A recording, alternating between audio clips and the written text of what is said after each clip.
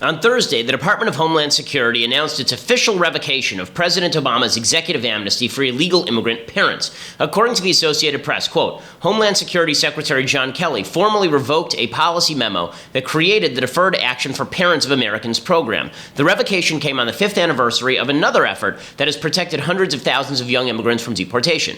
In reality, Obama's DAPA program, Deferred Action for Parent Arrival program, never took effect. The federal judge had stated, pointing out that Obama had exceeded his authority. It's unclear whether Trump is actually going to begin deporting more illegal immigrant parents, especially since Trump administration has continued to fight back against deportation of so-called dreamers. Actually, in the exact same memo announcing the revocation of DAPA, the Homeland Security Secretary said that deferred action for childhood arrivals would remain in place, breaking a key campaign promise. As Daniel Horowitz of Conservative Review pointed out last week, quote, Trump's DHS has issued almost 125,000 DACA cards per Obama's unlawful deferred action for childhood arrivals order to illegal aliens through the second quarter of this fiscal year, January through March. This surpasses the 122,000 level of amnesty cards issued during the final quarter of Obama's presidency, October 1st through December 31st, 2016, which means the Trump administration is not even slowing down the pace. Just last week, Kelly assured Congress, we are not targeting DACA registrants right now, and pled with Congress to pass comprehensive immigration reform. So, will the Trump administration actually begin keeping its commitment to begin deporting those Obama attempted to protect under DAPA? It's difficult to tell. That uncertainty is still a step up from the Obama administration's obvious unwillingness to consider deportation for entire classes of illegal immigrants. And Trump's vagary has had some predictable results. The number of people attempting to cross the border illegally has dropped dramatically. But there is no question that the Trump administration's open position on DACA is a new, shocking development for a president who pledged widespread deportations of illegal immigrants as a key campaign promise. I'm Ben Shapiro. This is The Ben Shapiro Show. I want to talk a lot about what's going on with President Trump's tweeting. I want to talk about what's going on with Rhetoric, and my dad is going to stop by for the mailbag in just a little while. But first, I want to say thank you to our sponsors over at Indochino. So Indochino is the place for custom men's suits. There's nothing that makes a guy look better than being in a custom tailored suit. Indochino.com makes that happen. You can first of all visit their showroom. I've been to their showroom. They've actually helped me figure out what to wear. They've shown what kind of fabrics work. They've shown what the fit should look like. Indochino.com. You pick your fabric, you choose your customizations from lapels to pleats to jacket linings and more. You submit your measurements online, or you can go to their store and they will actually fit it for you. A tailor does the work. Or you can actually just be measured by your friends or family, and you can send those measurements into Indochino and get the best looking suit you will ever have. I actually just wore this suit on Fox News the other day. It's that nice. And right now, if you go to Indochino.com and you use Shapiro at checkout, that's INDOCHINO.com right now, and you enter Shapiro at checkout, you can get any premium Indochino suit for just $379. That is 50% off the regular price for a made-to-measure premium suit. It's made from scratch, made just for you. This is not an off-the-rack that they're tailoring. This is made just for you. Again, Indochino.com, promo code Shapiro for any premium suit for just $379 and free shipping. Let me tell you, it's the best buy you will ever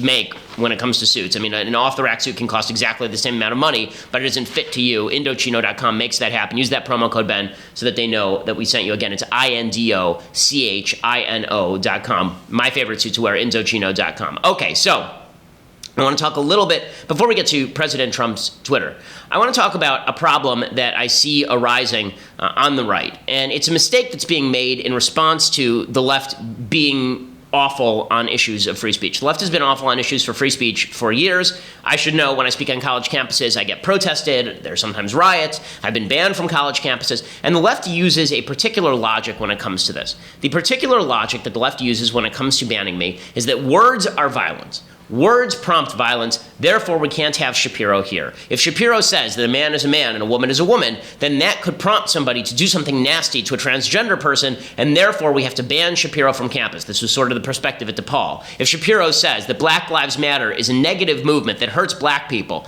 and he says that cops aren't deliberately murdering black people en masse, that hurts black people. Black people feel bad, and not only do they feel bad, maybe it will prompt some violence against black people in some unspecified way. Therefore, we have to keep Shapiro off of campus. Now, typically, the right has responded to this nonsense with mockery, right? We call them snowflakes. We say this is microaggression culture. It's a bunch of nonsense.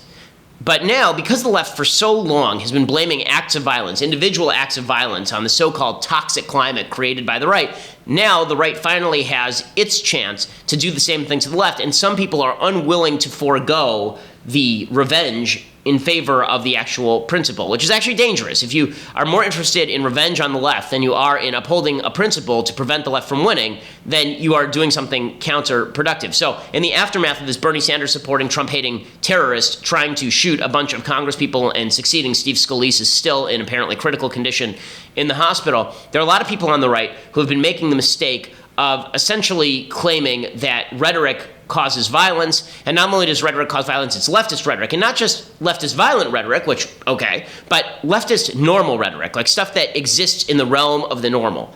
This is dangerous. So I think that, you know, the natural tendency after a horrible terrorist incident like this occurs is for everybody to come together. The problem is when the coming together is about civility and niceness, and then anytime somebody says something that is inflammatory or passionate about politics, you say, oh, shut that guy down. He might cause a nutcase to go and shoot somebody. You're starting to see this happen. So Scott Pelley over at CBS News, he says, violence almost always begins with words. This is going to be the new routine. Later, at a lunch for reporters, President Trump was asked whether he worried that that language would incite violence. His pause indicated it had never crossed his mind, and then he said, no, that doesn't worry me. As children, we're taught words will never hurt me, but when you think about it, violence almost always begins with words. In Twitter world, we've come to believe that our first thought is our best thought. It's past time for all of us, presidents, politicians, reporters, citizens, all of us, to pause, to think again. Okay, so you can see why the left is doing this, okay? So the left is saying this, the left is doing this because they specifically are interested in pressing forward the right is uncivil, the right is terrible. How dare the right use the kind of language it's been using? Paul Ryan and Nancy Pelosi did a joint interview yesterday at the congressional baseball game in which they did a little bit of the same routine. How do you balance letting Republicans in your caucus speak their minds while also setting a role, being a role model and saying that's too far, you've gone too far, don't say that, which happens sometimes in both your caucuses? Well, sure, but I think all of us have a responsibility to watch our rhetoric, but we're passionate. We believe passionately about our causes, about our issues, and we can do that without being vitriolic, without fomenting the kind of anger that's out there in the country. So that's what leaders do, and that's what members of Congress have incumbent upon them to... Okay, that's all fine. This is all fine. This is all unified. But here's what's happened. The left has now turned to, okay, Trump's rhetoric is really dangerous. It's going to get people killed, right? Trump, the right, their rhetoric, it's going to get people killed. Here's Senator Richard Blumenthal, who is a radical leftist from Connecticut, making exactly this case. We need to seize this moment and tone down the rhetoric. I know that's easier said than done, and part of the problem is that the president is continuing the very visceral and vehement attacks instead of saying, as my colleague Senator Rubio said, that he welcomes a swift result and a fair result to this investigation.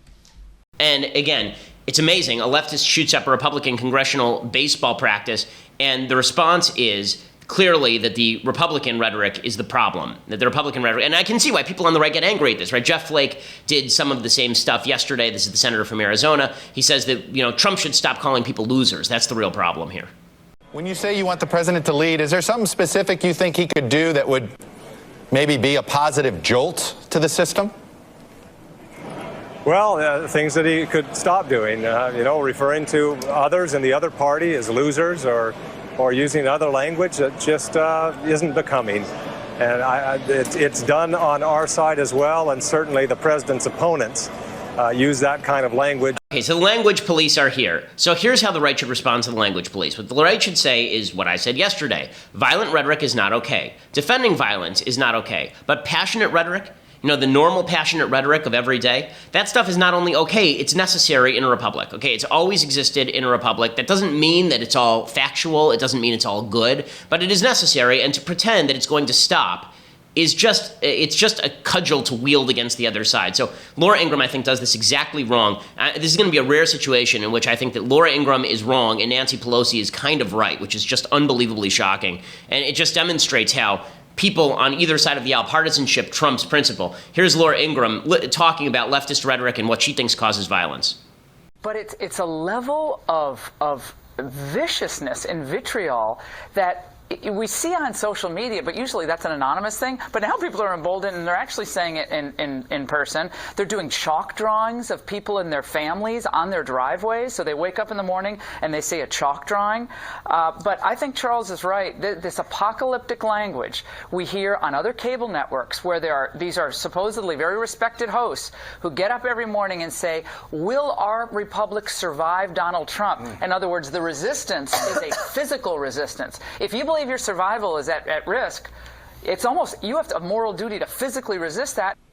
Okay, again, this is so hypocritical, and I'll explain why in a second. Nancy Pelosi says the right needs to stop being sanctimonious about this stuff.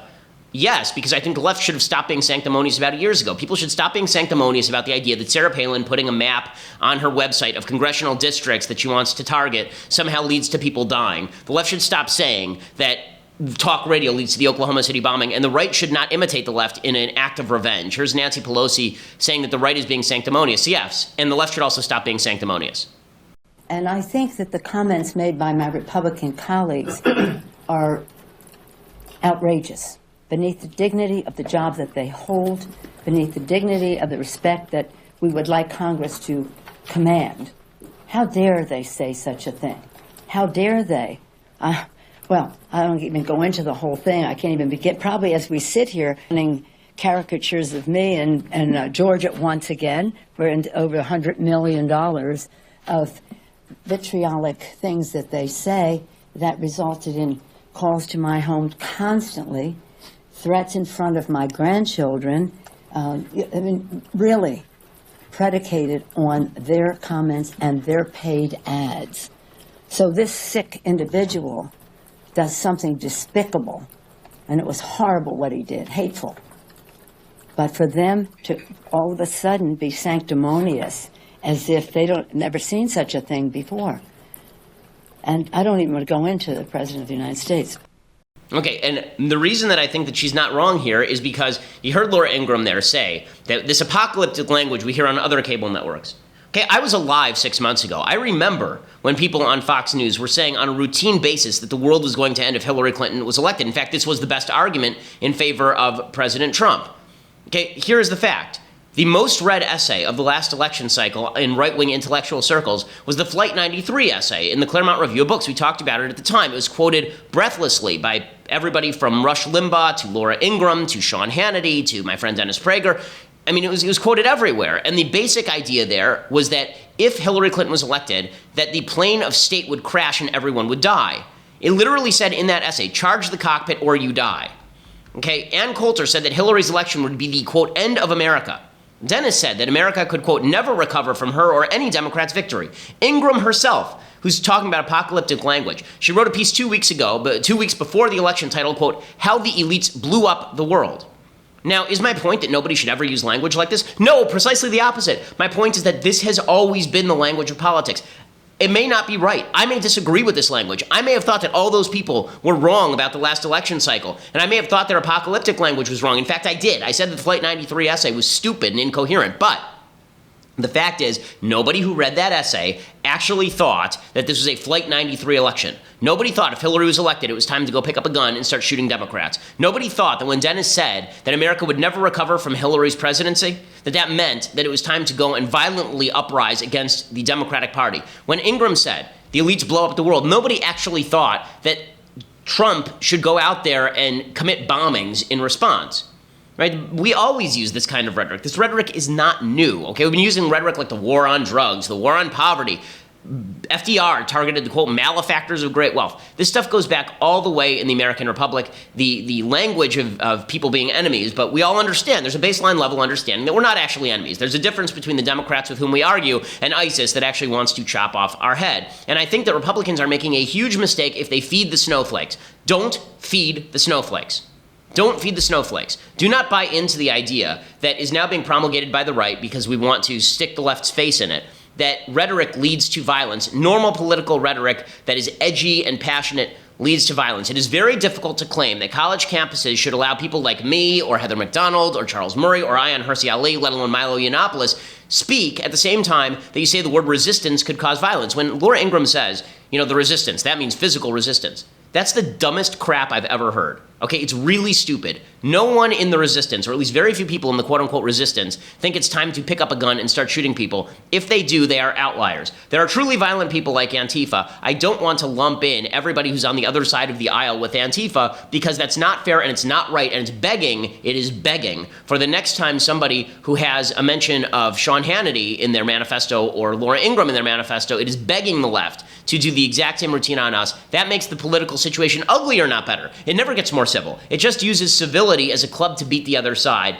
And then we say, okay, well, you're beating us up, so we're going to be even less civil to you. It just leads to a downward spiral in both civility and the level of political discourse that is really, really, really stupid. Okay, before I go any further, I want to talk about President Trump. He had a tweet storm this morning about obstruction. We're going to talk about whether obstruction is really on the table and the latest leaks. We're going to talk about all that. Plus, my father is going to stop by, my pops is going to stop by, and we're going to talk about our brand new book, Say It So, Papa, Dad, Me, and the 2005 White Sox championship season. We're going to do a mailbag just with my dad. We have lots of questions from listeners who want to ask my dad questions. But before we get to any of that, I first want to say thank you to our friends over at the United States Concealed Carry Association. So, this is a fantastic organization. They provide industry-leading firearms education, training, and self-defense insurance. If you are living in a state like California, or even not a state like California, and you have to shoot somebody in self-defense, good shot you're going to get caught up in some sort of legal turmoil. USCCA makes sure that you know what you need to know, and they help provide resources for your self-defense. They provide self-defense insurance so that you are covered legally.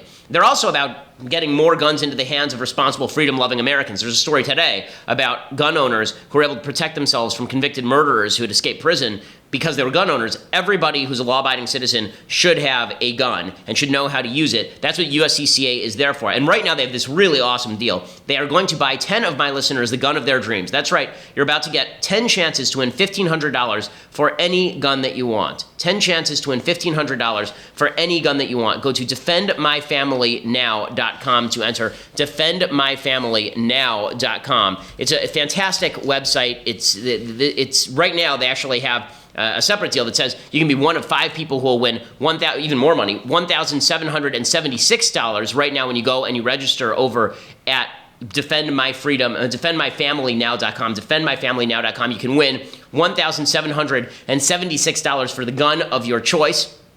Gun and ammo of your choice. Super awesome. 1 of 5 people will win. So 5 of my listeners can win $1,776 in honor of July 4th. It's the Great American Giveaway. July 4th, the deal is going to end soon. So you want to go and register right now. Defendmyfamilynow.com. Listen, you should be registered there anyway. I mean, you should be registered there in any case. Again, that's super cool. You get 5 chances to win at $1,776, obviously $1,776. Be patriotic, get a gun.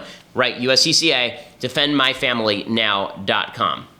It's super, super cool program. Okay, so I want to discuss briefly what President Trump has been doing because there's a bunch of breaking news. The left, of course, is going nuts over new leaks. But before we get to any of that, you're going to have to go over and become a subscriber over at dailywire.com. For $8 a month, you too can get a subscription to dailywire.com, and you can be one of the cherished few who get to participate in today's mailbag. I believe we're doing live mailbag today also, so if you have live questions and you register right now, you can be part of the mailbag. My dad is stopping by for the mailbag, which is super cool. You get the rest of the show live. You get the mailbag.